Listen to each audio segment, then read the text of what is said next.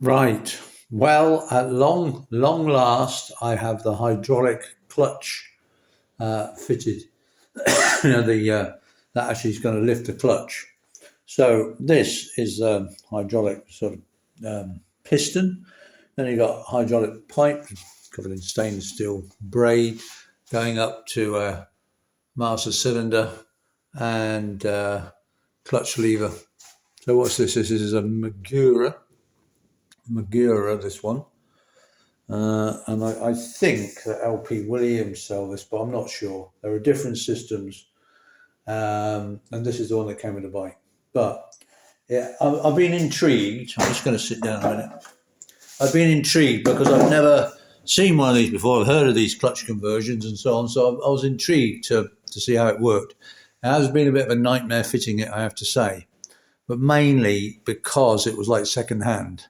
When it came to me, it was like the hydraulic hose was in bits. I'll come on to that, and it's been a nightmare just trying to get it to seal. But anyway, so basically, what happens is you take out all of the actuating mechanism of the clutch, and then there's this sort of piston housing, and then there's the actual piston in the middle, which screws on to the pull rod.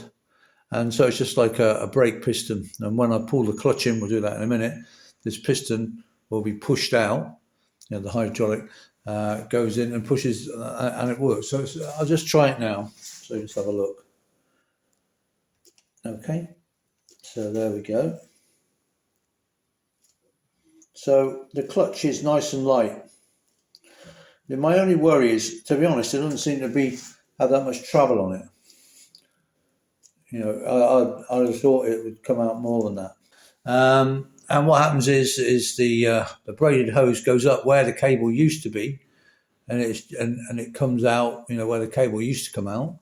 Of course, this adjuster is completely redundant now, and it just comes up normal. The problem is that I had, and it all seems to fit okay. So it's a bit of fiddly actually trying to get it on the actual clutch pull rod, because this is in the way, and but it works, and it's cleverly designed. The bleed nipple misses everything that's in the casing, but because this hose has to come up through here, the hose has to be in bits. It can't be ready made.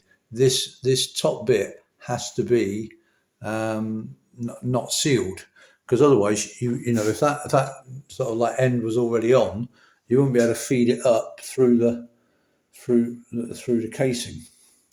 So that's what happened. Someone had taken it off and it was all messed about up here, and I couldn't get it to seal. I could not get it to seal for the life of me.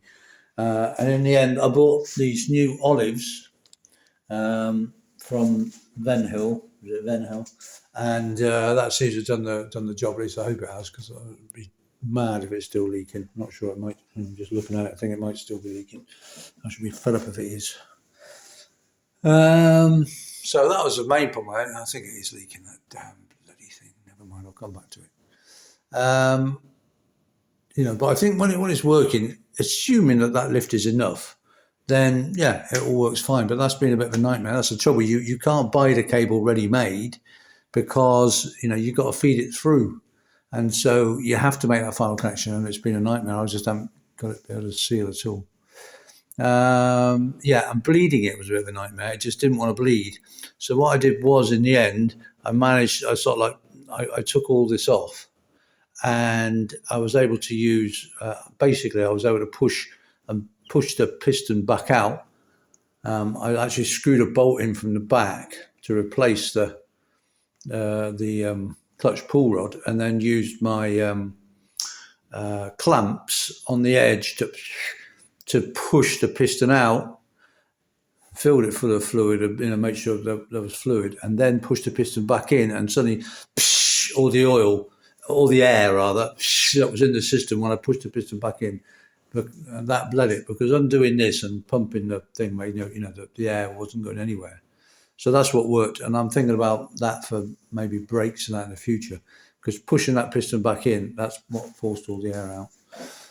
But yeah, we'll see how it goes. But man, I'm thinking it's still leaking at the top there. I've tried to seal it about 5 times. The trouble is, every time I have to reseal that, then you have to bleed it again. And the only way of bleeding it is to taking all that thing back out again, which is very fiddly. Like I say, it doesn't want to go in. It does, but it doesn't want to. Then put that bolt in and push the piston in and out to bleed it, and then refit it. Because it simply won't bleed on that little bleed nipple there. Just nothing happens. The air just doesn't come out, and the lever's still soft, and there's obviously air still in it. Anyway, so I don't know. I was just recording this because at last I got it done, and I just said I just got the cover ready to fit on. But it looks like I probably won't be fitting the cover on because I think it probably is still leaking. I'll have another look. I'm hoping that there's water. I can see a drip up here.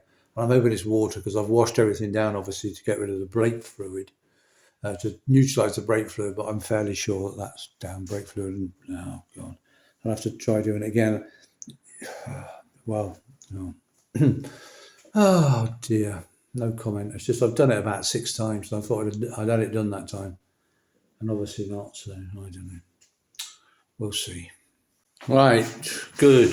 I've had to take it all apart again. But I have finally managed to go to seal a bit of PTFE tape all around, well, a lot of PTFE tape all inside there, and that sorted it out. Phew. It seems to be working okay. I've tried, I pulled the clutch in and tried to kickstart, and sure enough, the kickstart just goes down, no problem. So, and the clutch is definitely light. Yeah, it's very light. It's definitely lighter than my, just trying it, it's definitely lighter than my cable ones. So yeah, well, obviously we've got to find out how well it works when the bike's on the road, but feels good. So what we're going to do is I'm going to put the cover on.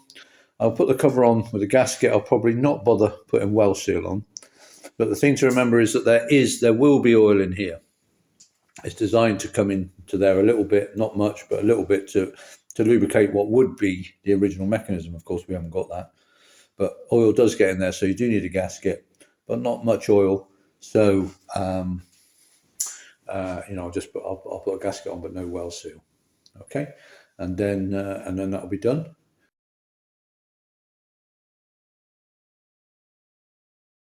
And then I'll get the next job will be the electric start, and then the carburetors. Oh, hey, oh, then we're getting them. We're getting there a bit then. Fantastic. And just to finish off on this side, we've just put the cap back on with 3 Allen screws. You've got 2 long ones here, which are actually sort of structural. They help to hold the inner casing on. And then this third short one here, which just goes into the inner casing.